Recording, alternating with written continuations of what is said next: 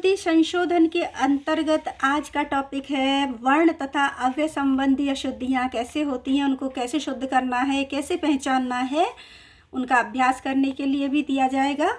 तो लेकिन इससे पूर्व जो वीडियो में सर्वनाम एवं विशेषण संबंधी अशुद्धियों में कुछ अभ्यास के लिए गृह कार्य दिया था, उम्मीद है आपने कर लिया होगा। तो मिलाकर देख लीजिए क्या सही किया है, और यदि आपको लग रहा है कि आपका गलत है और सही ये है तो वो क्यों है, मैं इसका कारण भी बताती जाऊंगी। तो भवान आज्ञाकारी शिष्य, इसका तात्पर्य है कि आपका आज्ञाकारी शिष्य है, लेकिन क्योंकि आपका की के षष्ठी आ रहा है तो भवान का षष्ठी का जो एक वचन होगा वो भवतः होता है, भवतः आज्ञाकारी शिष्य। तो ये इस तरह से सर्वनाम संबंधी अशुद्धि गलत है, यहाँ पर एक वचन लगा दिया है जबकि होना चाहिए यहाँ षष्ठी का सर्वनाम का एक वचन। स महति विपत्ति वर्तते, वह बड़ी मुसीबत में है। तो यहाँ पर जो सप्तमी विपत्ति क्या है, सप्तमी का एक वचन है, तो जो महति है वो भी सप्तमी एक वचन में होनी चाहिए।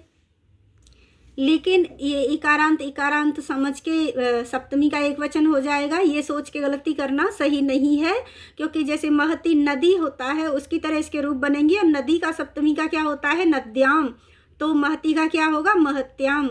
और मैंने जैसे कि पहले ही बताया है कि जो संज्ञा में जो वचन लिंग या विभक्ति लगती है वही वचन लिंग विभक्ति उसके सर्वनाम या उसके विशेषण में लगती है। तो ये विपदी कैसी है, महती है, बहुत ज़्यादा है, तो ये उसकी विशेषता हो गई, उसके विशेषण में सप्तमी ही लगेगी। जैसे विपदी में सप्तमी है तो महती में भी महत्याम रूप बनेगा।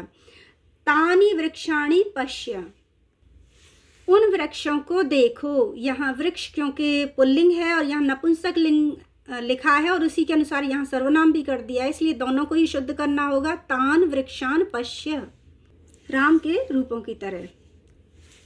इदम फलम मधुर अस्ति, तो फल क्योंकि नपुंसक लिंग होता है तो उसके साथ इदम तो ठीक है, लेकिन उसका जो हमने विशेषण लगाया हुआ है यह फल मीठा है वो गलत है, क्योंकि जब फलम इदम हो गया तो यहाँ भी मधुरम होगा, क्योंकि फल एक वचन है प्रथमा का, तो मधुरम फलम की तरह ही इसमें भी विभक्ति वचन लग जाएगा।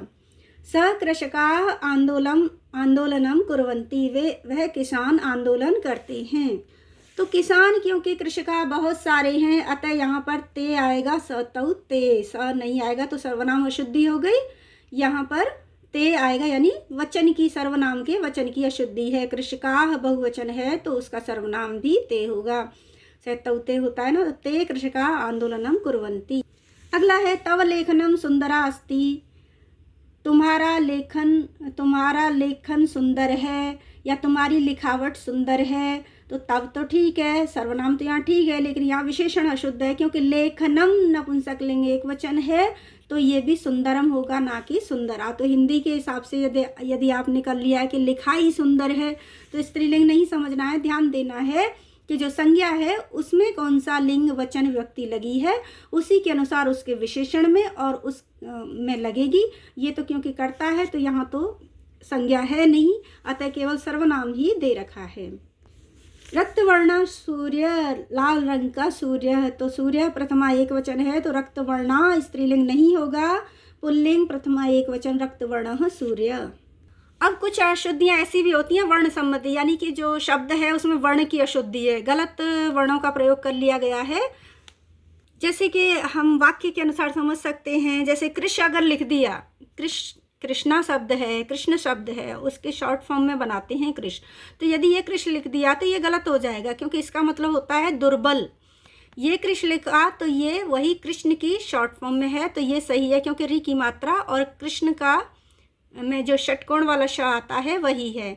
ये वाला कृष लिख दिया तो ये इंग्लिश के क्रश जैसा हो जाएगा, क्योंकि इसमें री भी नहीं है, र है, अतः ये जो क्रश कर देते हैं ना, कुचलना, पीसना जैसे।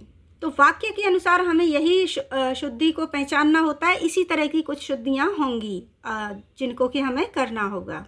अब जैसे ये है शशि आकाशे शोभते, अब यहाँ क्या है आप देखिए, स गलत है क्योंकि शशि होता है आकाशे और शोभते नहीं होता, शोभते होता है। तो कहीं कहीं क्या होता है कि लोगों के उच्चारण अशुद्ध होते हैं तो वो उसी को शुद्ध समझ लेते हैं। अहम गृहं गच्छामि, मैं घर जाता हूँ। तो यहाँ लिखा हुआ है अहम गृहं गच्छामि, जबकि ग्रह नहीं होता, गृह होता है। तो अहम गृहं गच्छामि, इस तरह के पहचानना तो बड़ा मुश्किल हो जाता है। ध्यान ही नहीं देते हैं लोग कि र लगा हुआ है या री, क्योंकि गृह शब्द में री होता है। ये ग्रहण वाला, ग्रहों वाला ग्रह हो जाता है। तो अहम न गमिष्यामि, मैं तो नहीं जाऊंगा, या क्योंकि मैं नहीं जाऊंगा। तो क्योंकि या तो इस तरह के दोनों अर्थों में जब हम इसे लेते हैं तो ये जो अव्यय है इसका प्रयोग कभी भी आगे कर्ता से नहीं होता है। यहाँ होना चाहिए अहम तु न गमिष्यामि, तो अहम तु न गमिष्यामि। सुरेशः च गोविंदः गच्छत, तो पहली अशुद्धि तो इसमें ये है कि च का प्रयोग दोनों के बाद में होना चाहिए। दूसरे संधिगत अशुद्धि है कि जब इस तरह से हम लिख रहे हैं तो हमने संधि नहीं की, तो यहाँ हो जाएगा सुरेशो विसर्गाओ, गोविंद विसर्ग का श होगा क्योंकि च पीछे आ जाएगा, तो गोविंदश्च गच्छत। यहाँ सुरेश को अलग से लिखेंगे तो ना भी करें संधि, ओ ना करें विसर्ग का, तो भी कोई बात नहीं क्योंकि दूर लिखा है। लेकिन गोविंदश्च इसको हमें लिखना पड़ेगा संधिगत नियम का पालन करते हुए। तो सुरेशो गोविंदश्च गच्छतः। त्वं फलं ग्रहीतुम इच्छसि, तुम फल को लेना चाहते हो।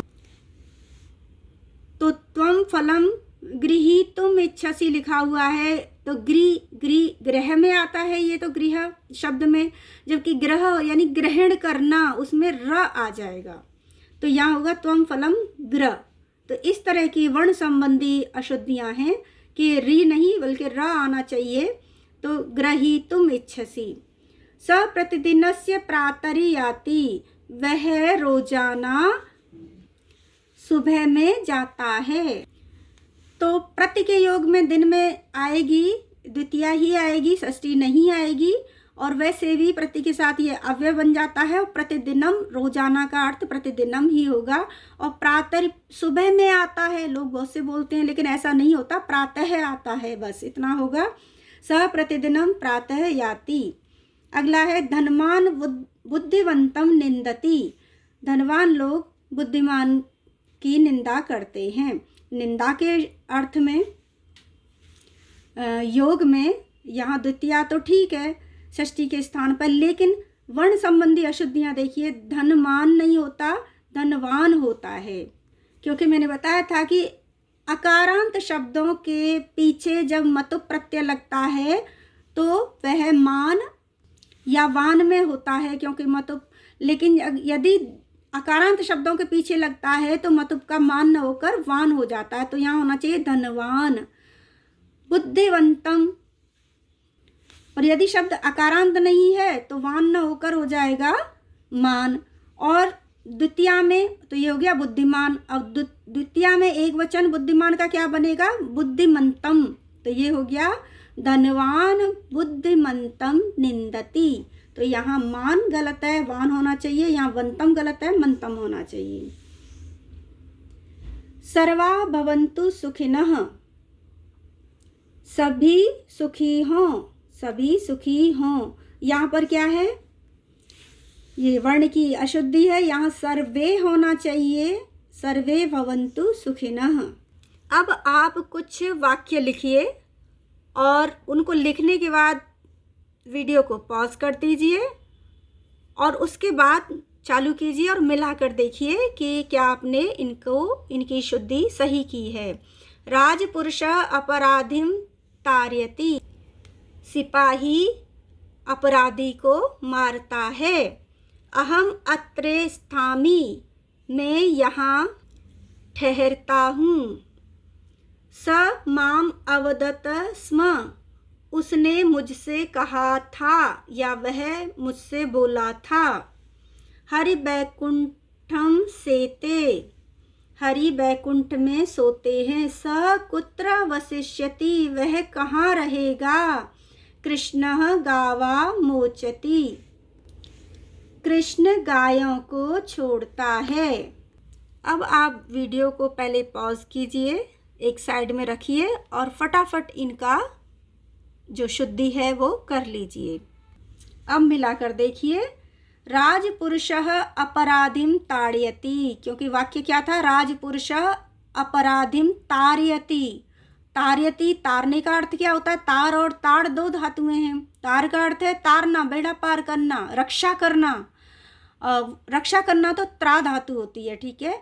लेकिन तार जो धातु होती है, हालांकि त्रा धातु से ही तार हो जाता है, तार्यति तार्यता जो बनता है वो त्रा से ही बनता है। तो एक तो रक्षा करने और तारने के अर्थ में होता है, एक होता है ताड़ धातु जिसका अर्थ होता है मारना।